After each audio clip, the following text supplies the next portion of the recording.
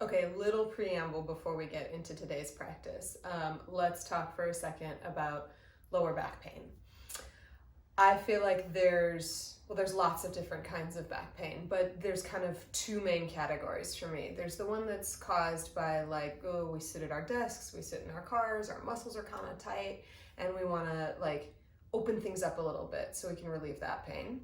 And then there's lower back pain that's caused by injury, like disc herniations or sciatica. With that kind of back pain, I'm going to really encourage you to have an open dialogue with your doctor or your chiropractor.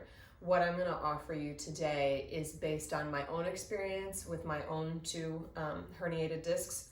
I say all of this because the most important thing, if you are practicing with pain or with injury, is to pay attention and to move slow.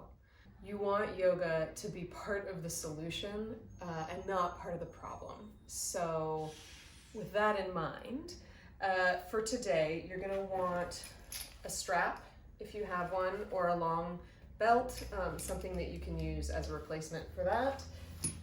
You're going to want a block. For today, you actually want a block. A shoebox or a book might not cut it. And then if you have it, a blanket, or in this case, a towel that you can fold over would probably work just fine. All right, let's get going. We are going to start today on our backs. So go ahead and come all the way down, bend your knees, place your feet flat. You can let your hands rest on your belly. One can rest on your belly, one can rest on your heart. Honestly, just whatever's comfortable. When you're on your back also, you may already find a use for your blanket. If the back of your neck feels like it's being strained at all, just slide that blanket underneath the back of your head and give yourself a little support. And then I like to separate my feet as wide as the mat and let the knees knock in together. So the number one thing that can happen when you are in pain is that is the loudest thing in the room, right? The volume of your awareness is really fixated on pain. So you're going to take the first couple of moments to try to shift your attention back to your breath. So taking a nice big inhale through your nose, filling yourself up completely full. And then exhale, opening your mouth, letting it go.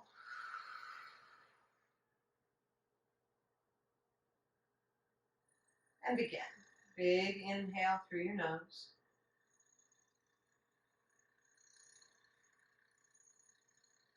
Exhale, open your mouth, let it go.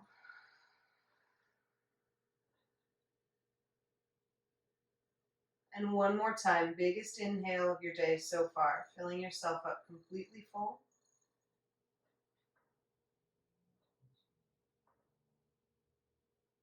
And then exhale, open your mouth, let it go.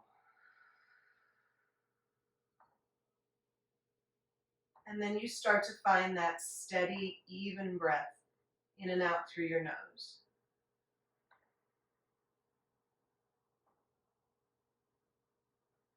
And when you cultivate steady, even breath, you can start to become more aware of the truth about where you are in this exact moment.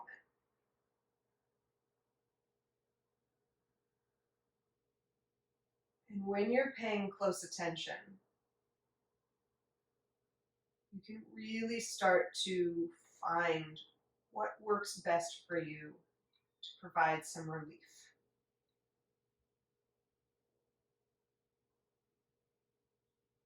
Maintaining that throughout your practice today, go ahead and heel toe your feet together.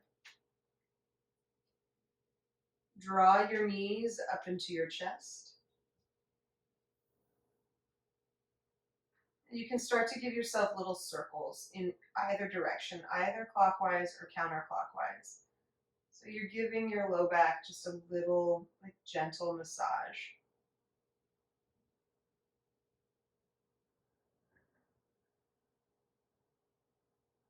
And then switch directions.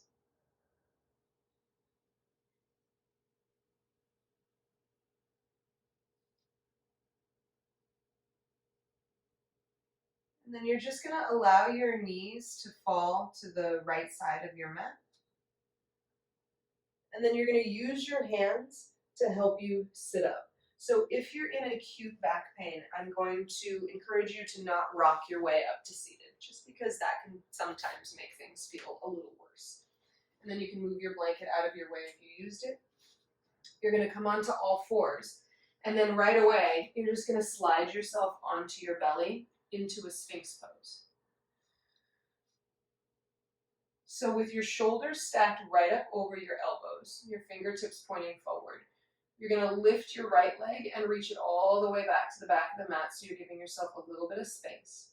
And then you're going to pick up your left leg, reach it all the way back to meet your right, and just let yourself hang out here in this Sphinx pose for a second. So this is the one time I'm going to say, let your belly go. Just allow your spine to live in this gentle extension. So when we fold forward or when we sit, we're putting our spine in flexion. When you're in extension, that starts to relieve some of the pain that you might be feeling in those discs. And if it becomes too much at any moment, you just release your elbows to the side and allow your head to rest in your hands. You can wiggle your hips from side to side here.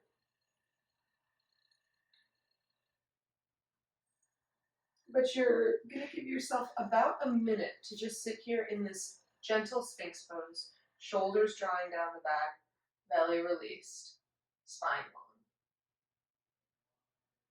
And it's a great opportunity when you're in stillness, especially if your mind feels kind of jumpy. Close your eyes. Bring your attention back to your breath. And take that nice, smooth inhale through your nose. Nice, smooth exhale through your nose. Smooth inhale. Smooth exhale. And one more just like that. Inhale. Exhale. And then you're going to release yourself all the way down to the ground. Walk your hands back towards a Cobra Pose, right? So your hands kind of move into that chaturanga shape, hugging the elbows in towards the midline. And we're just going to take 10 rounds of a little baby cobra. So press down through the palms, inhale, just lifting the chest. And then exhale, releasing, letting your hands do most of the work here, right? So the arms are really activated. Push down through the palms. Peel the chest forward on an inhale. Exhale, release. So you start to build a rhythm. Press down through the palms. Peel the chest up. Exhale, release. Inhale, lift. Exhale, release. Inhale, lift and lengthen. Exhale, release. And again, if it starts to become too much, you pay attention to you. Take a pause. Inhale, lift. Exhale, release. Inhale, lift. Exhale, release. 3 more. Inhale. Exhale. Last 2. Inhale. Exhale. Last 1. Inhale. Exhale. And then this time, press down through the palms. Shift yourself to all fours. So you lift through the low belly. Adjust your legs and your hands so that your shoulders are stacked right up over your wrists. Your hips are stacked right up over your knees. And we can start to take a couple rounds of cat-cow here. So it's a little more exaggerated. Inhale, lengthen the chest forward, send the gaze up. And then exhale, press and round through your upper spine, drop the crown of your head. So you're moving your spine in two different directions. Inhale, lengthen the chest.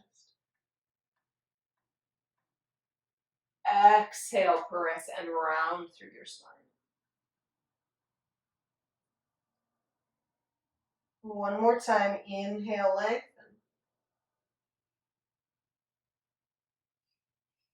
Exhale, press and round. And then inhale, come to a flat back. Activate through your low belly, tuck your toes, hug the outer ankles in, and you're going to come into downward facing dog. Now, I am going to suggest, especially if the backs of your legs are tight, that whenever you're in acute back pain, you do that downward facing dog with very bent knees. What can happen if you're in a tighter body is if you try to straighten your legs, you start to get a lot of pulling action on the backs of the legs here, and it can actually make the problem worse. Right? So bend your knees so that you can lift the sit bones, the tailbone, up towards the ceiling, and that spine stays in that very nice and neutral space. So just give yourself 5 or 10 breaths here in the downward facing dog. You can lower your knees down to the ground if you need a little release. And then as you're here and as you're in stillness, again, you shift your attention to your breath.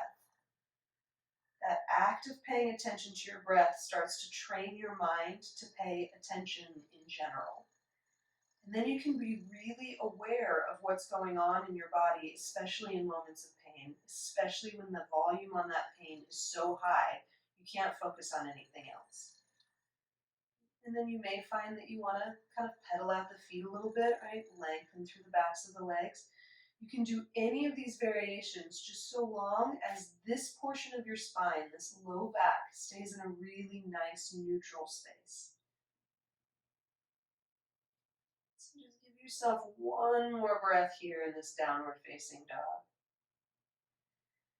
And then you're going to bend your knees, shift your hips way back, send your gaze forward past your hands, and start to walk your feet forward. Now, forward folds, especially if you're having sciatic pain, can be a real challenge and maybe something you want to avoid. But if you're in a class where you're doing a flow and you can't avoid it, there are modifications. When I was in acute pain, I just kept my knees super bent. So again, this low portion of my back stayed really, really neutral. So I wasn't trying to straighten my legs and lengthen. I was keeping the knees bent and lengthening the upper spine towards the floor. And then you can bring the hands to the knees, or the tops of the shins rather, lengthen to a flat back. Exhale, release. And then press down through your feet. Inhale, sweep your arms up and overhead. Exhale, draw hands to prayer at your heart. Close your eyes. And find yourself standing in Tadasana. So I recommend keeping your feet hips distance apart if your back is talking to you. Right? It just keeps things a little bit more stacked. You find that solid root through your feet, a little activation through your legs, a little length in your spine. Take a big inhale through your nose. Exhale, open your mouth, let it go. Blink your eyes open. Inhale, sweep the arms all the way up and overhead. Exhale, bend your knees, fold forward over your legs so that low back stays nice and neutral. Shift the weight into your right foot and step your left foot all the way back to the back of the mat and lower the back knee all the way down to the ground. So you can come up onto your fingertips here. You're in this low lunge, right? So you remember that song when we were kids about how like the hip bone's connected to the knee bone and all that? Your muscular system operates the same way. So when you've got pain in your low back, it can be because the backs of the legs are tight, but it could also be that the front of the legs are kind of tight and they need a little bit of a release in order to let go some of that tension. So with your fingertips on the floor, Inhale, shift into a little half split. That front knee does not need to straighten out. And then exhale, shift back into that lunge. Inhale, pressing to straight. Again, paying attention to what's going on in your own body. You want this to feel like a relief as opposed to more of a problem. Exhale. One more time. Inhale, press that front leg to straight any amount. Exhale, shift until that right knee stacks right up over the ankle. And then walk your hands up to the top of your thigh bone and lift your chest up. Right, so your tailbone is dropping towards the floor and you're lifting your two frontal hip bones. Now you really are engaging through this belly so that you're getting some length and release through the top of this hip flexor. Keeping your hands on the tops of your right knee might be what the doctor ordered. If your balance feels okay and you want to reach the arms up towards the ceiling, that's a fine option as well. If you find that this back knee needs a little bit more support, this blanket comes into play again, and you can rest the knee on the blanket and give yourself a little lift. Take 2 more breaths here, finding your balance. And then exhale, release the hands down to the ground. Tuck your back toe, lift your back knee. I like to just step that left foot forward to meet my right, shift the weight into that left foot, and then step the right leg all the way back towards the back of the mat and lower the back knee all the way down to the ground. So I can feel in my own body right now that those hip flexors for me are super duper tight right now. So I bring my attention back to my breath so that I can start to gradually loosen and lengthen that tension. Inhaling, pressing that front leg to straight, shifting until my right hip stacks up over my right knee.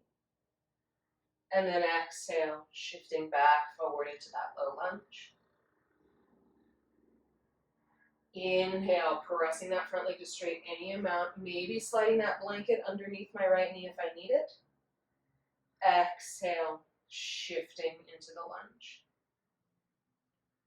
One more time, just like that. Inhale.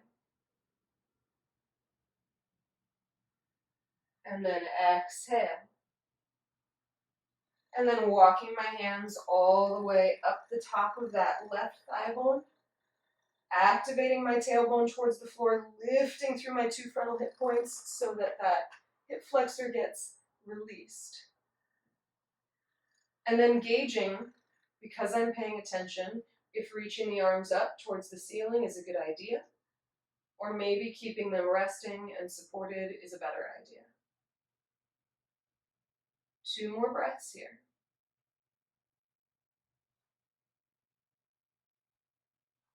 And then exhale, bring the hands down to the ground. This time you're going to step it back to all fours.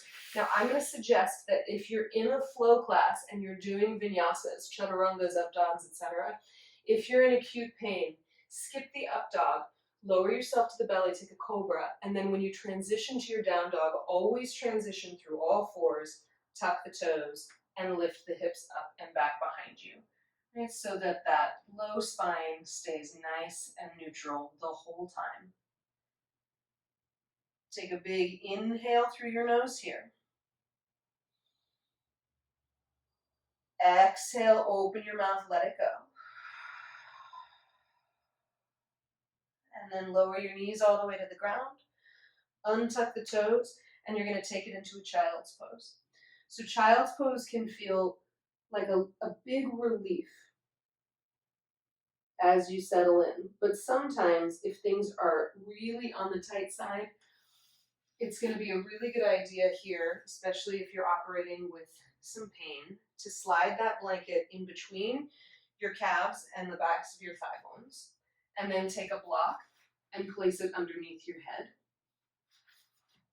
You find the setting that makes sense for you. Arms can be forward or back. But ideally, you're getting a nice little stretch here, but it's not creating more tension. So if you need a little bit of extra support, right, extra height, that's the name of the game. I remember when I was in a lot of pain that when I noticed that things were working, it was because I felt nothing. So you don't want to feel anything in this child's pose, just a little release.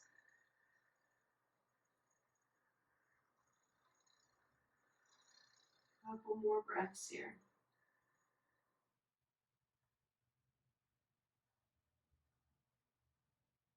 And then walk your hands back up to seated. You can slide that blanket out from underneath you if you used it. You're going to make your way back onto your back. So shift your hips to one side, extend the legs forward, bend the knees, and come all the way down onto your back. Cross your right ankle over top of the left knee, coming in to thread the eye of the needle. So sometimes I like to take the heels of my hands and just give the hip flexor, or the hip crease rather, a little press away, and then release. And this may be enough, right? If things are feeling really tight, just allowing yourself this figure 4 position and steady, even breath might provide a lot of relief. If you get a green light to lift the left knee towards you, loop that left hand through that figure 4 and slide the hands either across the front of your shin bone or along the back of your leg. A little release through the outer right hip can also help when your low back is talking to you. So you want your shoulders to be completely relaxed on the floor. And if that's impossible, you can slide that blanket, right back underneath you. Just allow yourself 5 to 10 smooth breaths here. Or if you've got more time and you want to hang out here for like a minute or two, that's fine. Just make sure that your low back is released into the floor, right? You want to avoid curling everything up. Because again, that's just going to create more tension. Right? So if it's impossible to keep the hips on the floor while the knee is hugged into the chest, that's when you know that keeping the foot on the floor is a great idea. One last breath here. And then exhale, release that right foot down to the ground. Cross the left ankle over top of the right knee. And then pause for a second. You've got a deep rotation happening in that left hip. You want to feel your shoulders relaxed into the floor, the back of the head released into the floor. The hips are on the floor. Your spine is kind of nice and neutral. And then the heels of the hands might press the tops of the thigh bones away from you, giving yourself a little traction. And then release. And start to draw that right knee up into your chest if it makes sense for you. And then the hands rest either behind the back of that right thigh bone or they loop around the front of that right shin. And notice as you're here, if one side is very different from the other, right? Often when we're having sciatic issues, it's one leg that's going to be tighter than the other, right? Or you feel that nerve pain coming down one leg. So notice in your body what's happening. And if that means on one side you can hug the knee into the chest and on the other side you need to keep the foot on the floor, that's fine for now, right? When you're not in acute pain is when we can start to even out those imbalances and find symmetry. But now's the time to find relief.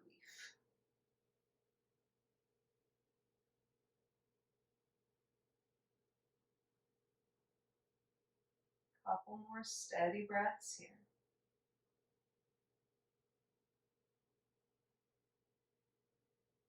And then exhale, release both feet down to the ground.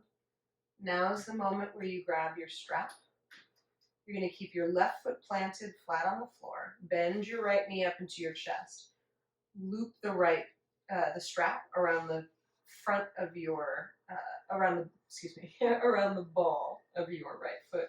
And start to lift the heel towards the ceiling. And again, any amount is fine. It can be totally straight, right? If the backs of your legs will allow for that. But if the backs of your legs are super tight, you take it to your 100%. And you may find that it's nice to take a little flow before you hold the pose, right? So you could inhale, bend the knee, exhale, extend the heel towards the ceiling. Inhale, bend the knee. Exhale, extend the heel towards the ceiling until you find that you can hold this for a little while. Steady breath in and out through your nose, pressing the ball of the foot into that strap so you start to lengthen out those tight hamstrings that can be a real culprit to low back issues. Continue to let your shoulders be soft. Give yourself enough length on the strap that your elbows can rest on the floor. And if you find that it's okay to extend that left leg long on the mat, it's going to increase the stretch a little bit. So that's an option, but you can always keep the left knee bent and that foot flat on the floor. Just 2 more breaths here.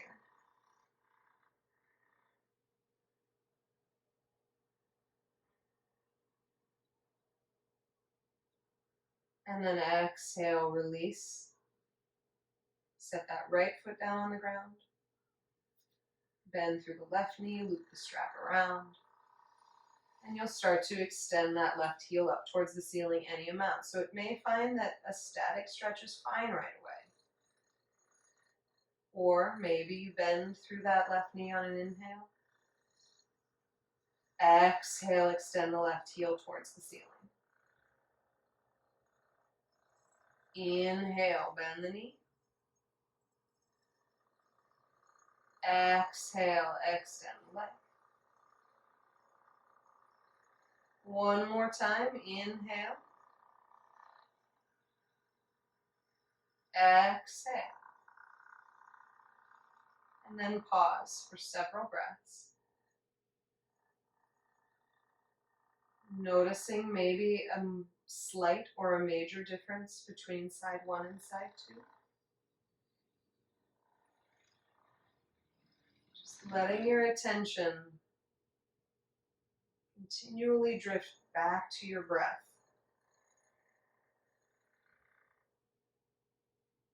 Using the breath as a tool to release some tension in your muscles.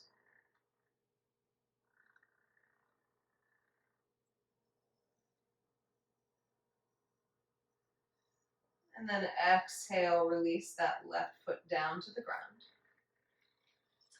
You can move the strap off to one side. And then you're going to take your block, lift your hips up. I take the block on its lowest, flattest setting and slide it underneath my hips. And then I'm going to open up my palms to face the ceiling. So my shoulders are really open on the floor. Now this was like a total godsend for me whenever I needed some relief in the back. You can pause here in this supported bridge pose, or the real juice for me was to draw the right knee up into my chest, draw the left knee up into the chest. You want this to feel like nothing, right? So if there's effort happening here, you can adjust your block until it's totally supporting your low back. And then some days I'd want to extend my heels all the way up towards the ceiling.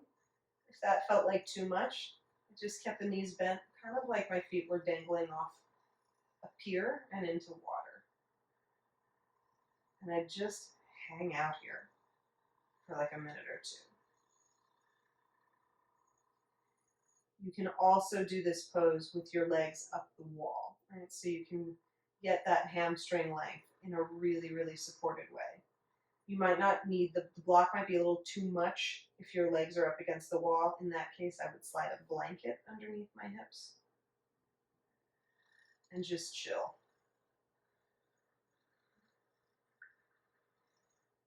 Finding relaxation.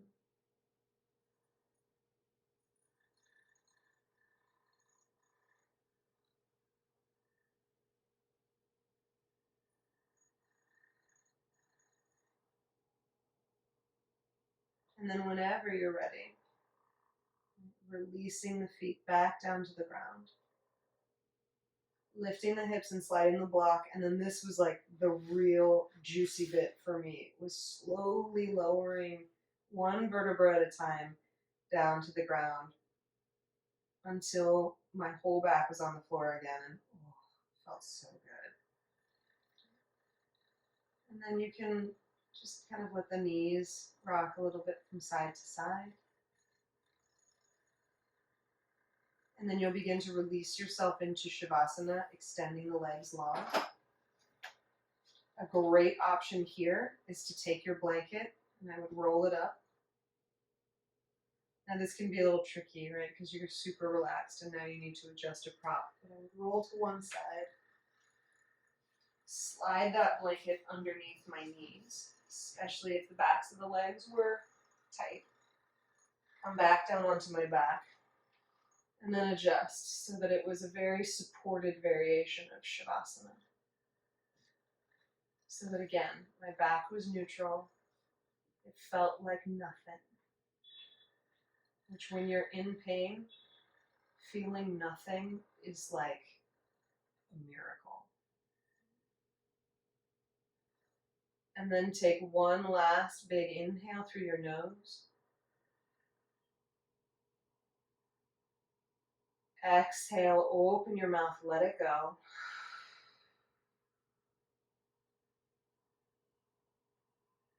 And just allow yourself to rest in Shavasana for as long as you want.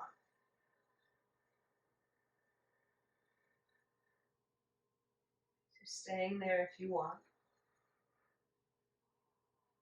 But for the purposes of getting you out, roll yourself to one side, hug the knees into the chest. Use the hands to help you come back up to a comfortable cross-legged position. And sitting up tall.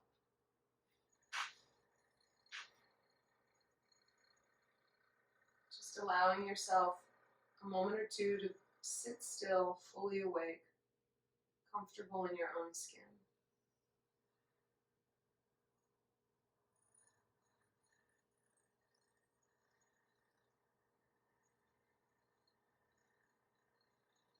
And that's it. So if you have any questions or comments, I'm happy to answer them. You can leave them in the comments section. If you enjoyed that, if you want more, definitely like and subscribe. I can keep bringing you yoga for free. And I can also tailor some of these shorter form practices or even our long form flows to whatever you need and want. Have an awesome day. Namaste.